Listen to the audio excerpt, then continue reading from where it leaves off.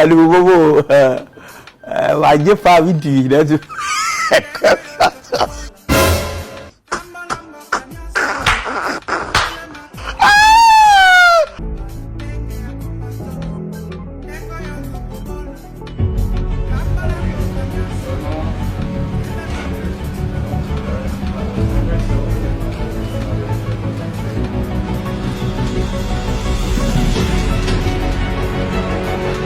Oui, il y a une commission qui a été instituée par la plénière de l'Assemblée nationale.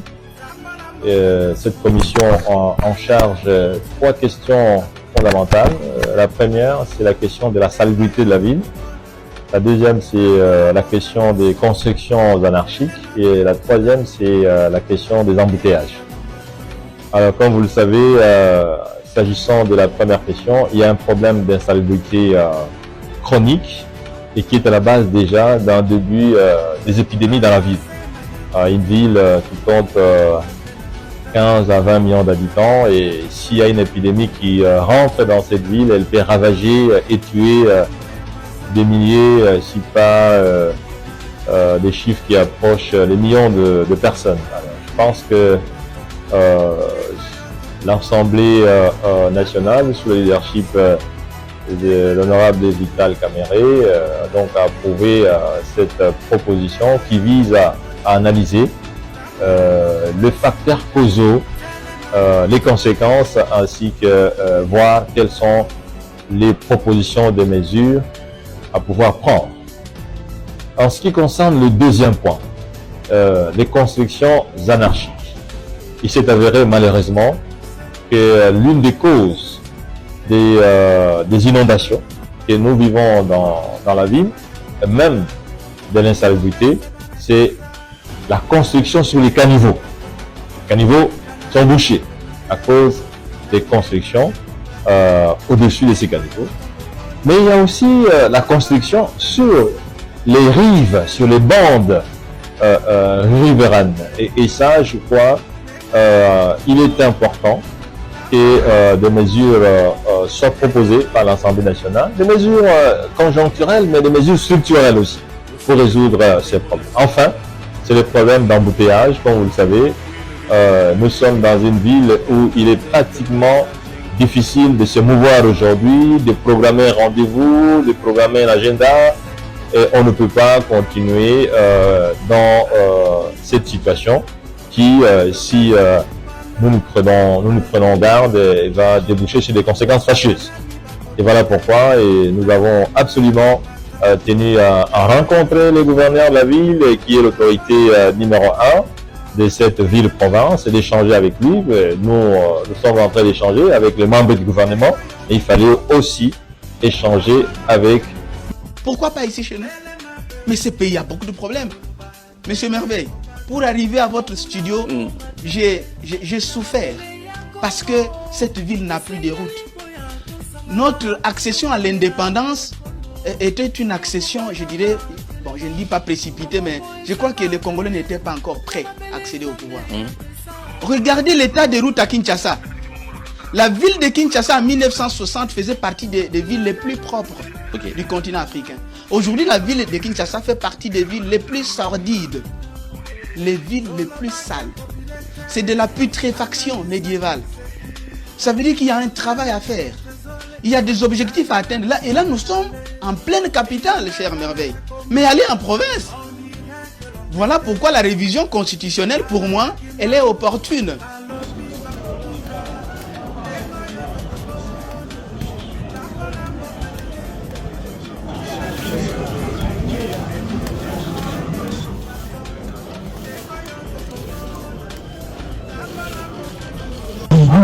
Parce que les lots dans la Maison Blanche,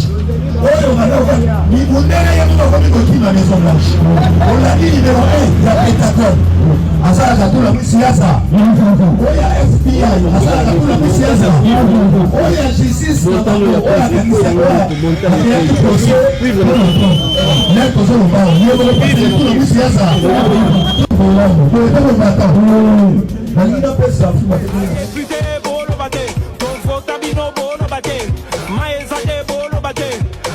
bate, bolo bate, bolo bate, bolo bate.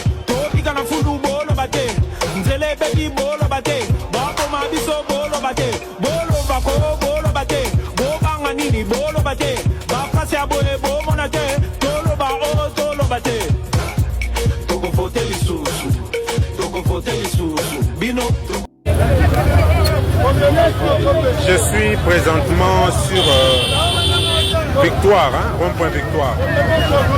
Je suis venu expérimenter aujourd'hui l'histoire de motard à Kinshasa. Je me pose la question, est-ce qu'il n'y a pas une régulation pour cette histoire? Les motards à Kinshasa, pour aller à Gombe, ils demandent 7 000 francs. 7 000 francs. Alors, en tant que journaliste d'investigation, je me pose la question, 7 000 francs pour Gombe, 7 000 pour entrer à Gombe. Est-ce que c'est parce que les carburants ont monté?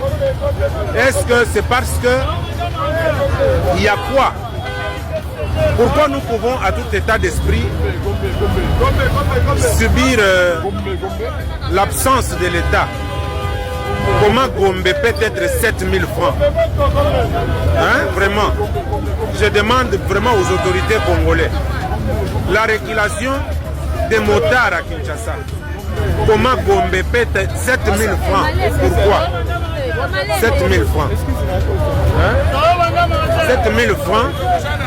Batubaza awa plein. Gombe 7 000 francs. Je me pose la question. Pourquoi Gombe doit être 7 000 francs? Batubaza et Belenare Batelemi, Gombe 7 000 francs. Moi je me pose, est-ce que l'État congolais Azali absent dans Mboko Yoto et ça problème nini?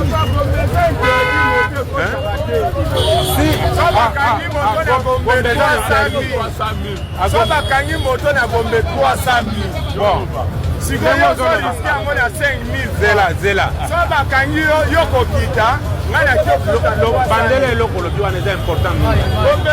Bandela loba est important. Gombeza interdit.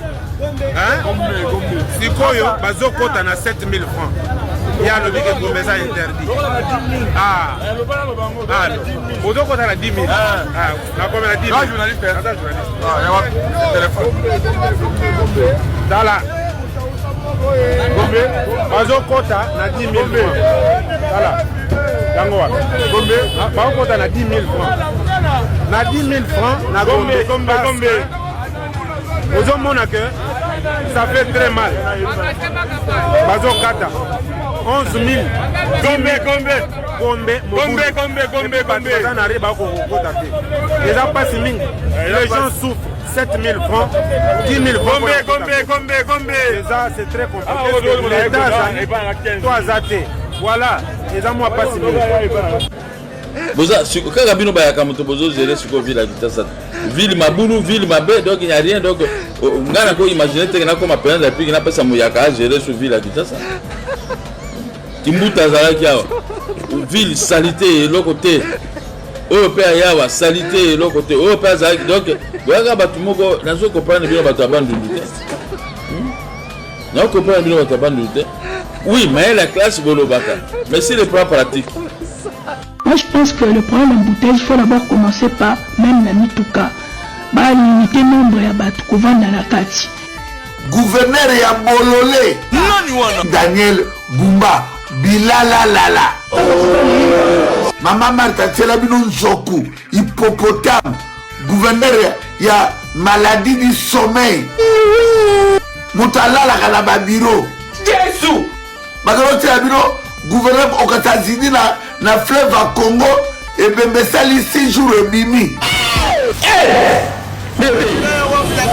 Live, dans le cadre de redorer la vie de Kinshasa de sa plus belle robe comme autrefois et sur instruction du président de la République Félix Antoine Tshisekedi, que la maison militaire du chef de l'État a engagé les génies militaires pour accomplir ses tâches concernant l'assainissement au bénéfice de la population quinoise en général et des Pascal en particulier sur le tronçon allant de Pascal vers Siforco. Ces travaux de nettoyage de l'environnement des habitants de la district de la Tchangou s'exécutent par les génies militaires avec une équipe performante, douée et qualifiée qui travaille nuit et jour, débourbant les caniveaux remplis des immondices qui bloquaient les passages des eaux usées vers les rivières, avec une condition hygiénique appropriée et adéquate pour éviter les microbes.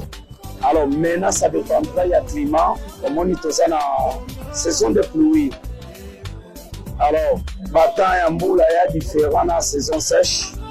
On a reconduit le travail. En plus, tirage, il y a un problème, il y a amboula, ceux qui ont les eaux d'acitative.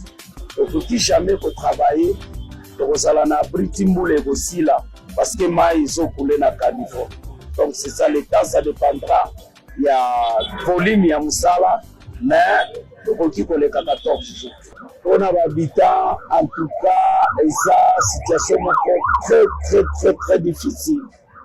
Très difficile, mais toujours lutter pour que comprendre que toujours ça les intérêts publics, les intérêts la mission pour la bango.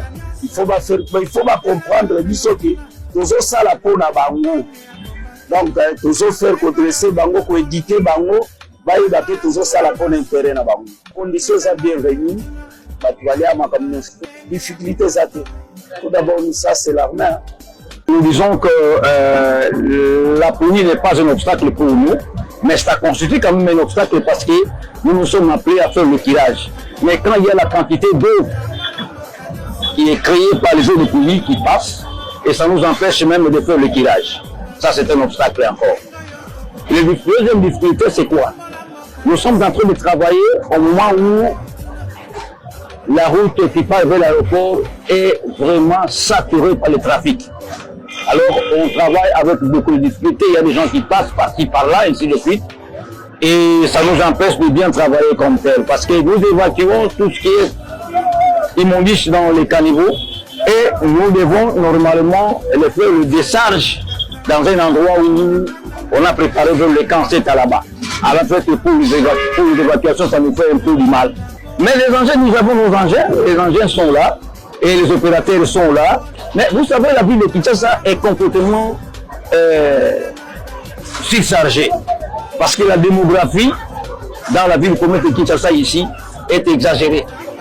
Vous voyez, il y a des gens qui vendent au bord de la route, il y a des consommateurs des aliments au bord de la route qui consomment des boissons sucrées, ainsi de suite, qui jettent des bouteilles par-ci, par-là. Alors, ça, ce qui est vrai, ça va continuer encore à se retrouver dans les caniveaux. Mais ce qui est vrai, nous devons continuer régulièrement à faire le tirage. Sans cela, on ne peut pas aboutir à trouver une meilleure solution. Mais la meilleure solution, c'est quoi?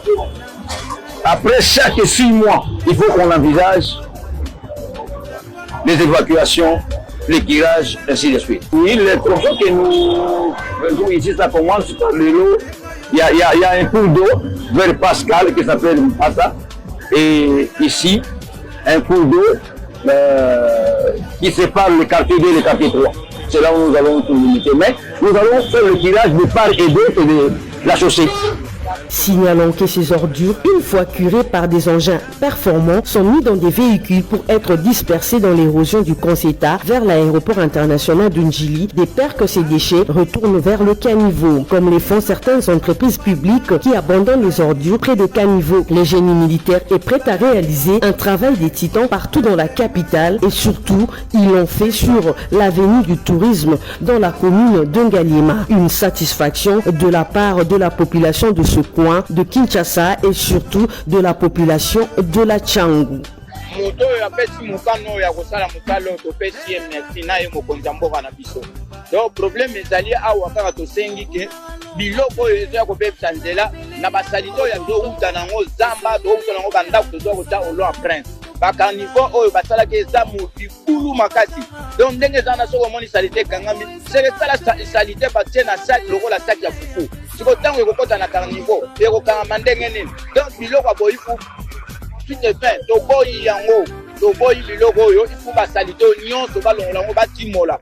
babandolongola yango après un mois balekeli après un mois balekeli mpo basulo toza bajura mbula soki ebeti makasi babiloko soki eza kokangama yango omona mai ezosala inondation na nzela basalite ezobima tala mai neti ya pont ya nzanga wana mai ekoma koleka ti likolo ya pont ndenge omona yango nanuka eza normal eza mpena initiative ya bien bakasala oyo nga mpo nango na sepeli bravo mais pas continuer yango ça teke no batiki yango ka lelo batiki yango après 2026 nde basali eza bien te to basala oyo kino mpona bainondation esalama na ville ya Kinshasa eza bien te eza mpena bien te makasi biso mpe naki mpe na ngambo na biso population totika kobwaka biloko na baterase tokobengaka bakonzi ya mboka baza mabe eza biso mpe tokoboma mboka na biso ntango ozwi salite na yo mbula ebeti obokana na terase eza bien te ntango tokozala place moko mbula ekosila ekotelema mosala okala ekotelema kaka bongo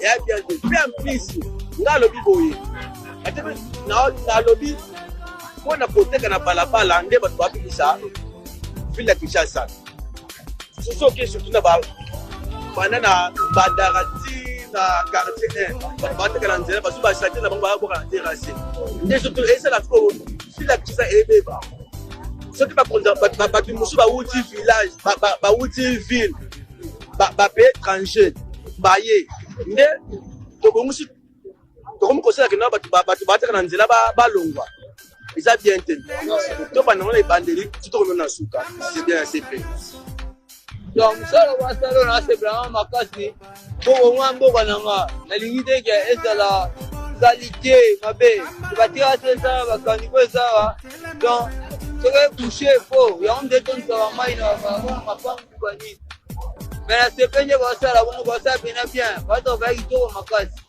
bato baya kitoko donc mosala bango ngasepele nango makasi fort. Rappelons qu'une main-d'œuvre bien assurée a été octroyée à ces génies militaires pour la matérialisation et surtout un repas complet chaque jour pour chaque militaire afin d'effectuer cette besogne de grande envergure. Que d'ici la fin de mon mandat, vous allez voir un Congo nouveau, un Congo fort, un Congo puissant et prospère, un Congo qui va parler de l'Afrique à travers le monde entier. Et je vous promets de faire du Congo l'Allemagne de l'Afrique. Monsieur le Président, nous sommes en train de parler d'une question qui est éminemment très fondamentale, celle relative aux infrastructures. Et je vais voulu qu'une telle question soit abordée à des langues nationales. Parce que la plupart de nos électeurs, lorsqu'ils sont confrontés à ce genre de problèmes, pensent vraiment que nous ne parlons pas de ça.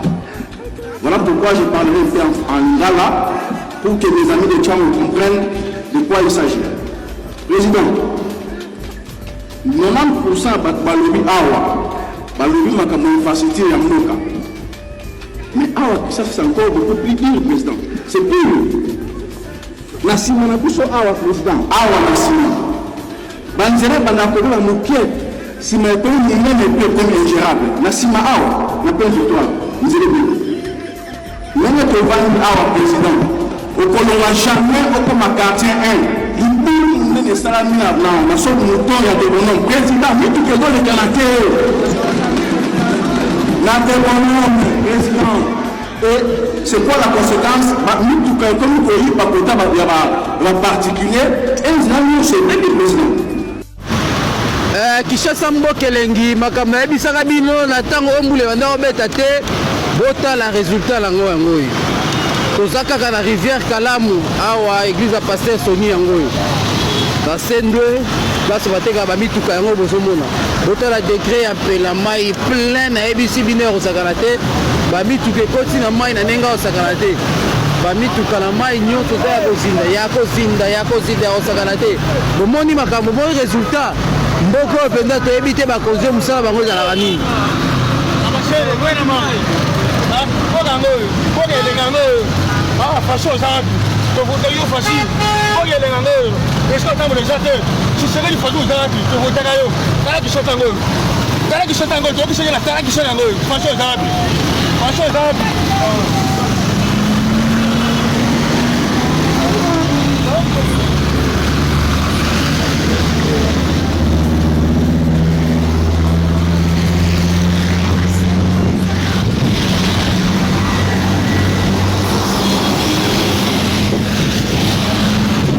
yango ezokontinue bozomona awa lisusu yango 20 mai yango oyo 20 mai yango oyo otala ndenge ekomi otala ndenge ekomi mpo oyo yango oyo nalakisa bino ekomaki propre yango ezindi lisusu awa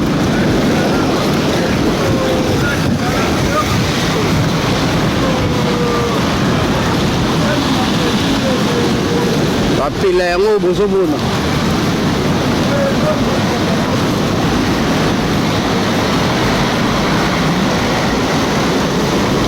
nakobai na kotambola soki mbula ebeti napesa bino baimage botala baimage yango botala baimage botala baimage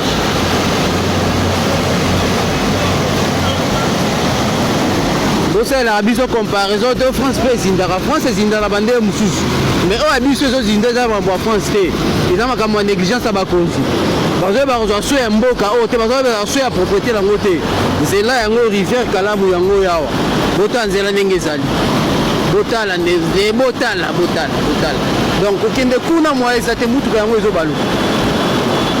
ezobaluka moya ya koavanse eza kutu te ezobaluka nango yango ebanda kokende tout droit ekende na eska na victoire mais yango ebaluki mutuka ebaluki yango ezosonga mpona nini mai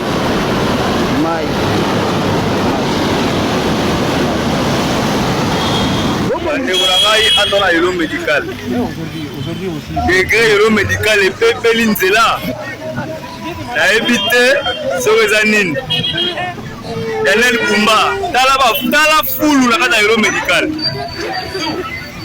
tala fulu omboka ndeni yo tala bamito motokoyana oyo asa siniki tele kufa Daniel Bumba motala yo toyeba te ya nini kuna kumwa kota kolekeza te nayebi te Daniel Bumba okota pouvoir oyo osala nini Daniel Bumba nayebi te ministre oyo giza oyo ayi te pere oyo mosala ezala nini nayebi te oyo kindoki te oyo toyomona mboko oyo komi kindoki esi normal te bandele mpe baboye bosala eloko te boyoba eloko te oyo komi kindoki oyo normal te ata bino moko vraimen elo médical ekomi boye elo médical ata bino moko boda nzela eza te soki na bongolo bulaku moya eza te oyo eza nini oyo eza nini esi normal te okomi kindoki to nini ministre itp papa kizao elo médical ya kokupa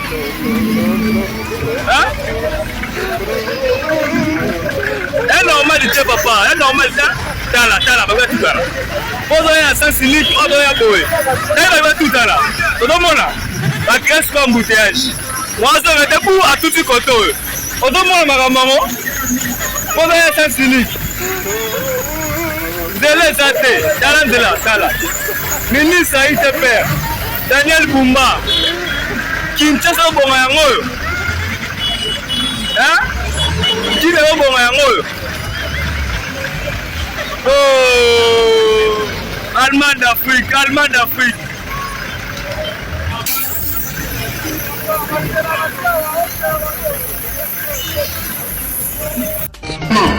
que d'ici la fin de mon mandat, vous allez voir un Congo nouveau, un Congo fort, un Congo puissant et prospère, un Congo qui va parler de l'Afrique à travers le monde entier. Et je vous promets de faire du Congo l'Allemagne de l'Afrique.